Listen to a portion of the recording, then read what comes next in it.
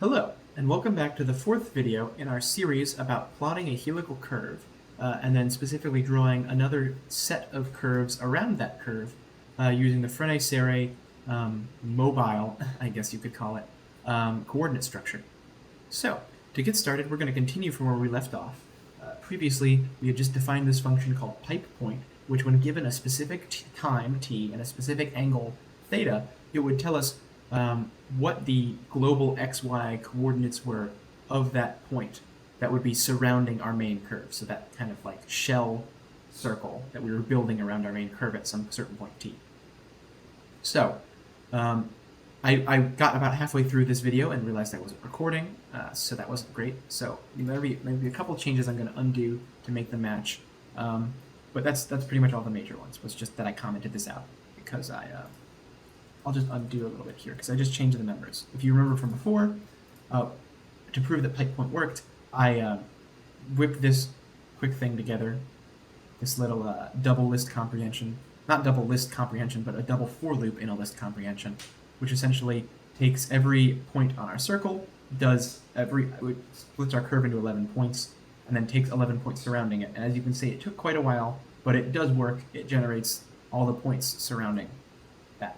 So what we're going to do today is we're going to basically take this and make it a million bajillion times more computationally efficient so that we can actually do it with larger numbers. Because if you see, if I pump these up back to what they were before, which was 101 and like 31 or 21,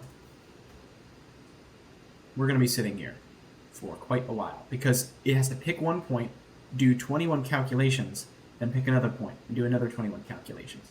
And these are all like Jacobian coordinations, like Jacobian calculations, because it's running curve tangent and curve normal, which are, Jacobian-based things. So they're not particularly easy. So we're going to stop that in its tracks right there. We're going to comment this out because we don't want to use that. We don't want that to run. We just want it to serve an example of what we're going to do next. So what we're going to work on is actually a part of JAX as well, JAX NP, JNP, and it's the function called vectorize. So JNP.vectorize. If we take a look at this function, you're going to see it takes any function and something called a signature and returns a function with any arguments. So what does it do? So in the same way that we could take a list of three numbers, like x, y, and z coordinates that they represent, and turn them into an array that we could do matrix multiplication on, and a lot of really computationally efficient mathematics, JAX also provides us a way to turn functions into similar to arrays. So turn a function into a series of array multiplications and matrix multiplications and such that are really computationally efficient. So what we're going to do is we're going to take our pipe point, vectorize that function, and then we're going to take that vectorized function and use the large numbers, the large volume of t circle and theta to actually graph the points that we've generated. Because right now we have all the points we need. We have all the information. We just have to physically get it in a state that the graphing that Plotly can read and put them on the screen. So I'm not a computer scientist. I don't work for Google. I'm not working on billion-dollar science technology coding projects. So I don't really fully understand or can explain how the vectorized function works, but it does, and it's really cool. So it only takes two arguments. It takes our function, which is going to be pipe point, and it takes the signature. So what is a signature? So that's basically giving it instructions on what pipe point takes in and what it should expect out. Because again, I could be giving it something that takes in 30 arrays and then spits out the size of all of them combined, like 7 or something. Or I could be feeding it something that takes in 30 constants and puts an array with all of them in it, or an array containing 3 arrays, where each of those sub-arrays contains 30 different multiplication factors of those constants. I don't know. The point is we have to tell it what we want, what we're expecting out of pipe point, so it knows how to treat it when it's trying to turn it into a vector function, whatever that means. So I'm going to type signature is equal to, and the syntax on this is very precise, so I do have it saved to my clipboard in case it doesn't run immediately. I know Carlos struggled a little bit with this in our class, but we're going to tell it what it takes in, and then we're going to tell it what it spits out. So it takes in 2 things, and it spits out 1. So that's simple enough, right? We take in t and theta, and we spit out a curve of t plus circumvect. However, t and theta are very different from this right here, besides the fact that this one's an addition problem, container-wise, because t is a float, just some number, and theta is a float, also just some number. But this is an XYZ coordinate array. This has 3 values in it. So to make sure it knows that, we leave these 2 blank, because this is just a constant. This is just some number. What we're expecting out does have dimensions. It's an array, and it's an array containing 3 values. It's a one-dimensional array that holds 3 values in it. So put that in the function. Just to double check. Oh, I guess I copied since then, so we don't have to check, but it looks right to me.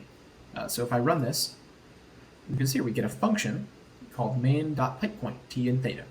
So it's worked. Even though it doesn't look like it's made anything new, we're going to call it something new. So I'm going to call this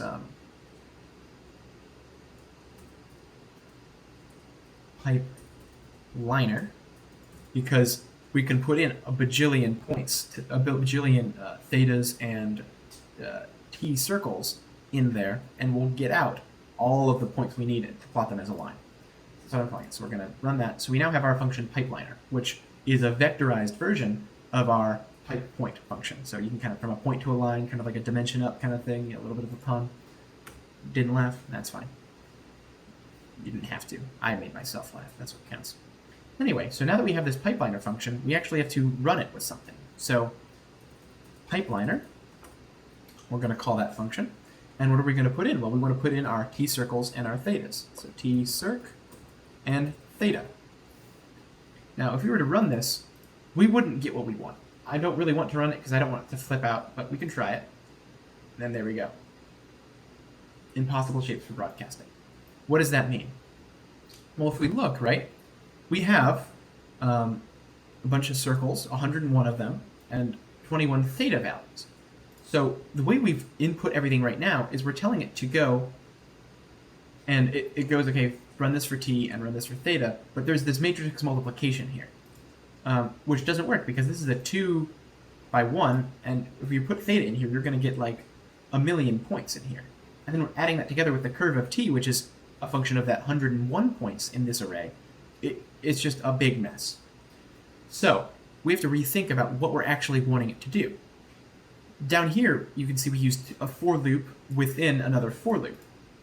And the reason we did that is because we needed to have combinations of all of our t's, our times, our points on our curve, essentially, and our theta set of angles.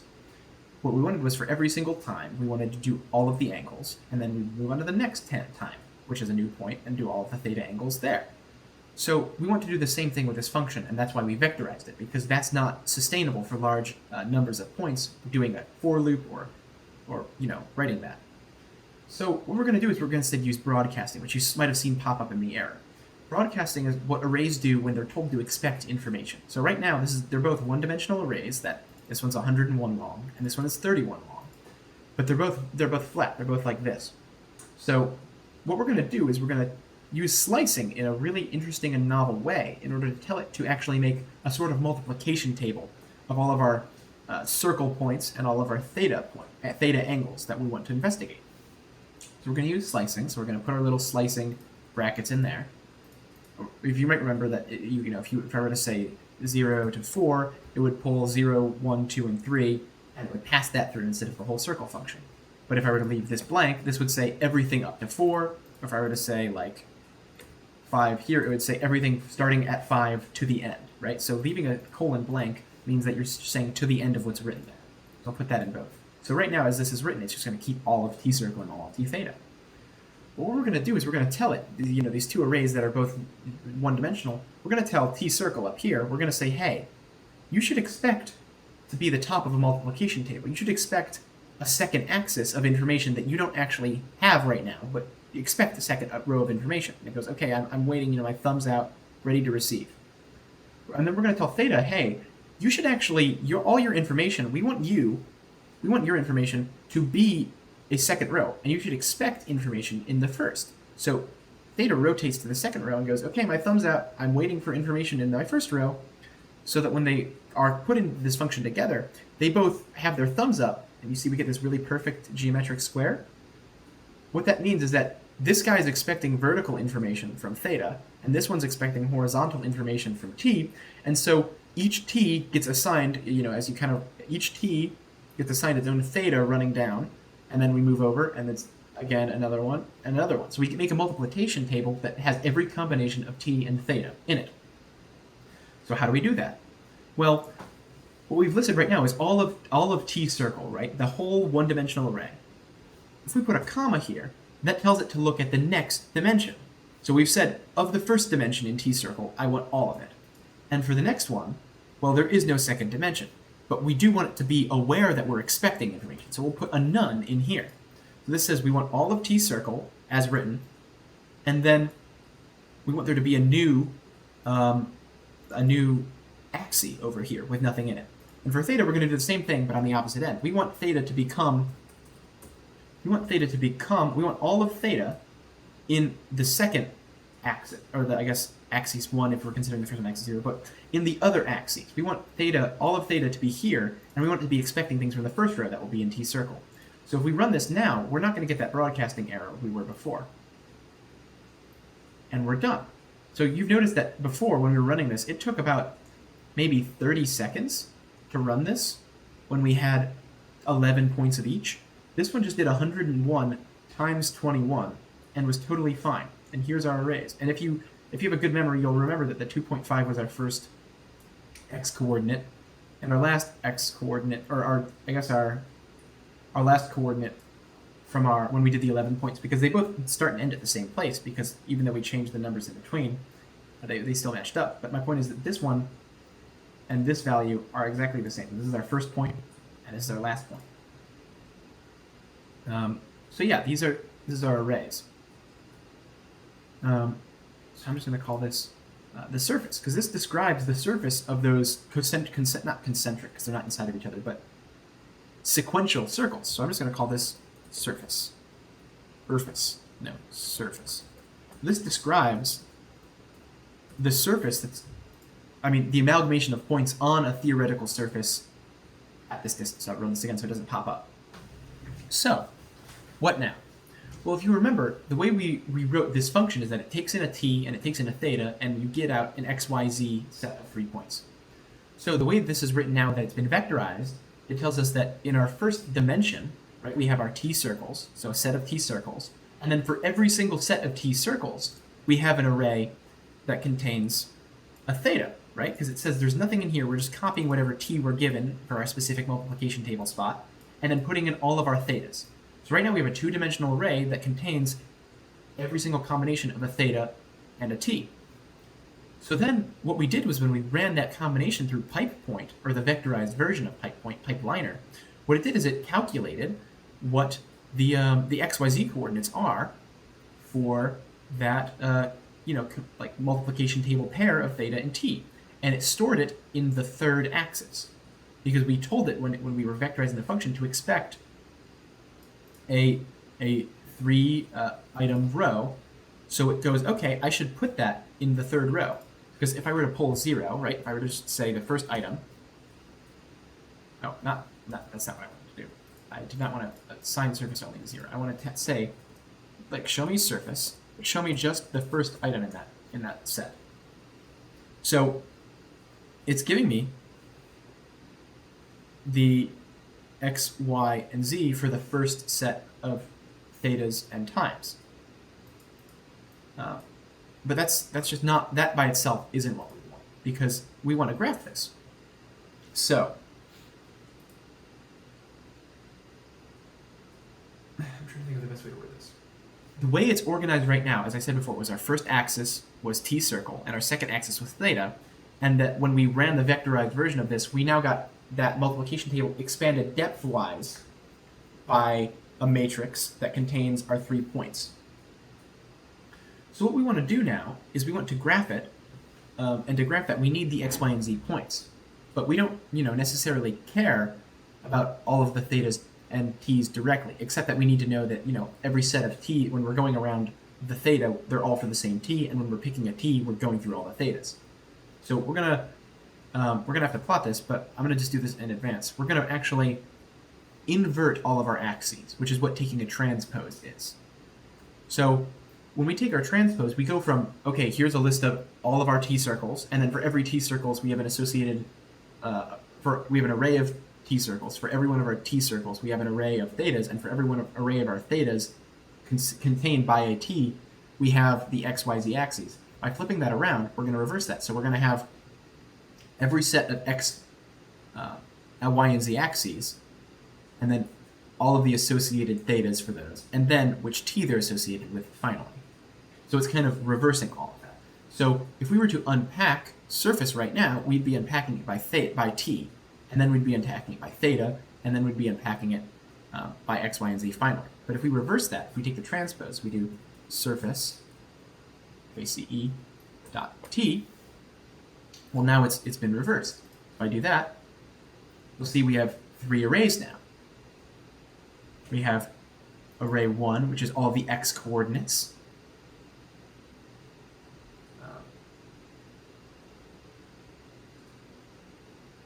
All the y coordinates and all the z coordinates.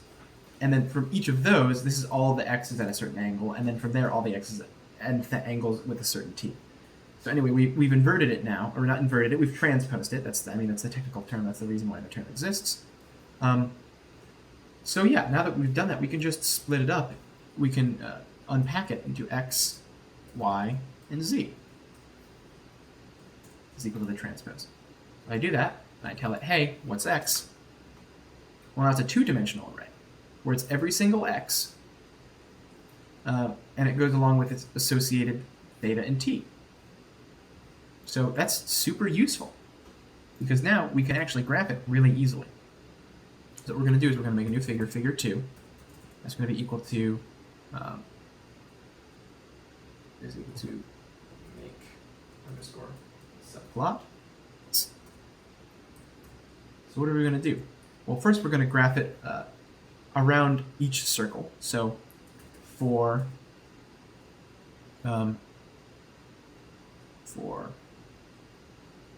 t in t circ. No, that's not how we're doing it. For I in range C's. All right. In range, what would it be? I guess it would be t circ dot size, because this is an array, so there's no length. And then from there, we're going to want to say, okay, so we've picked a t circle, so we want to run through all of the thetas. So because we're running through all of the thetas, we're going to fig2 dot add scatter 3D, and that scatter 3D is going to have x equal to, well, we have x, but remember that this is a 2-dimensional array. And so since we're doing it for every t circle, we're going to want to pick the t circles. So that's going to be, well, remember originally it was t circle was axis 1, theta was axis 2, and our x, y, z's were axis 3, but we reversed it, so theta is now the first axis, now that we've split them up by x, y, and z, because it was now an x, y, and z, theta, t circle, but we've split it by x, y, and z, so now it's just each x, y, and z has its own set of theta, then t circles. So if we want t circles here, we're going to do all of the thetas, right? We want every single theta, but we only want whichever t circle we're looking at, right? Because this is telling us, okay, for the first array, which is our theta, take every single value of theta, but only take the theta associated with that t circle. And then we're going to do the exact same thing for y. Y is equal to y, bracket, colon, comma, I, and z. Z is equal to z, colon, comma, I. And then what we're going to do is we're going to make sure it knows its mode is equal to lines. And then just for style, we're going to do color. Is line color? Because I really like how the white looked. Line. Oh, color. I know it was color.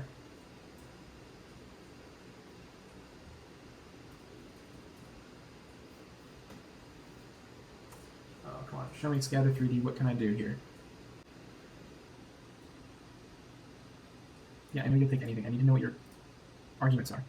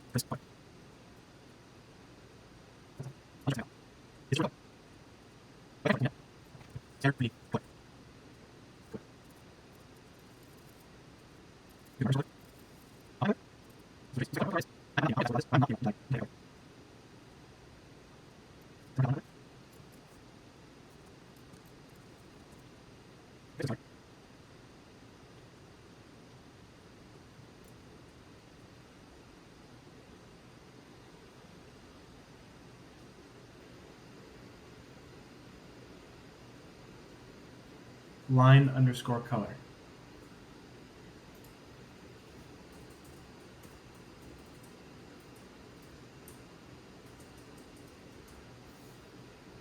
It worked. This better work. There we go. Okay. You're all back. Awesome. I get rid of you for now. I'll come back to you. So now we're just going to do the same thing, except instead of doing it for all of our T circles, we're going to do it for all of our thetas. So for every theta we have, we're going to do the opposite. We're going to look at our theta, but we're going to pick our specific theta, but then do all of the T's. And I can just copy and paste this for all of these right here and flip them around. So to say, look at our theta, but not our anything else. There we go. So those two are good. And now I'm just going to do a quick little fig update. The same fig update layout, but it's going to be for 2 instead of the 3. Fig 2.update layout. We should get a graph. There we go. Look at that, huh? I want to hide the plot also. I want to hide the, whatchamacallit, legend.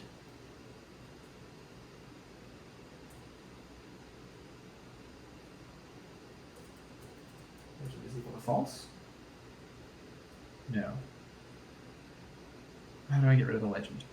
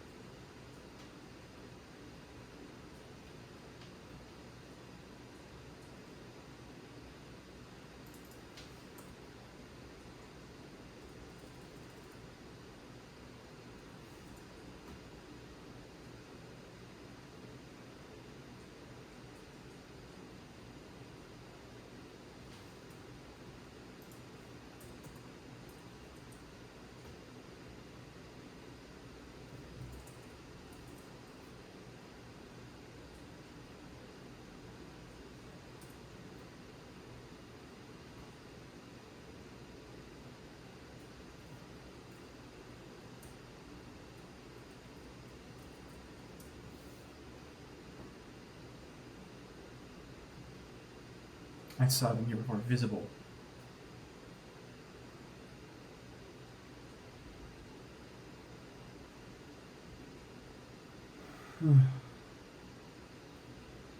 Show legend is false. I want show legend to be false. That's easy. There we go. Show legend equal to false. Yes, right there. That's what I want.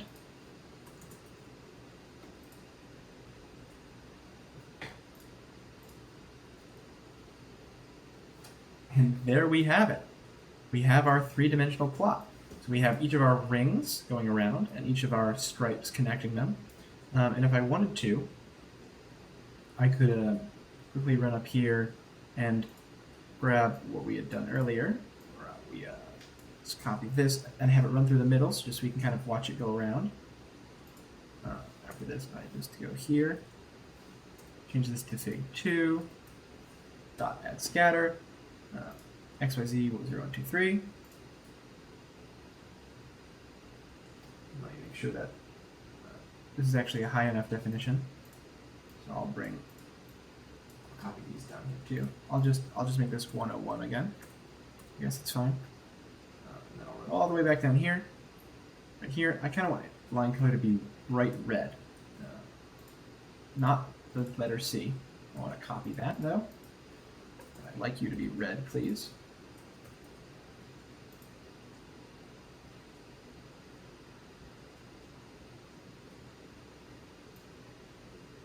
It's really hard to see, but if you kind of look down the barrel of it, you definitely can. Right there, see it running through the center. I wish you could make it thicker, but it is what it is, you know? That's still a very, very beautiful plot. So I'm very proud of how this has turned out. I hope you guys really, really appreciate it, because I think this computer modeling thing is really awesome. And I don't really have any CAD experience, but this makes me really interested. If it were anything like this, I'd want to probably learn. But you know, besides this, that's everything. That's our helical curve and our pipe in the middle. So I thank you for watching. I appreciate it, and I wish you a good evening.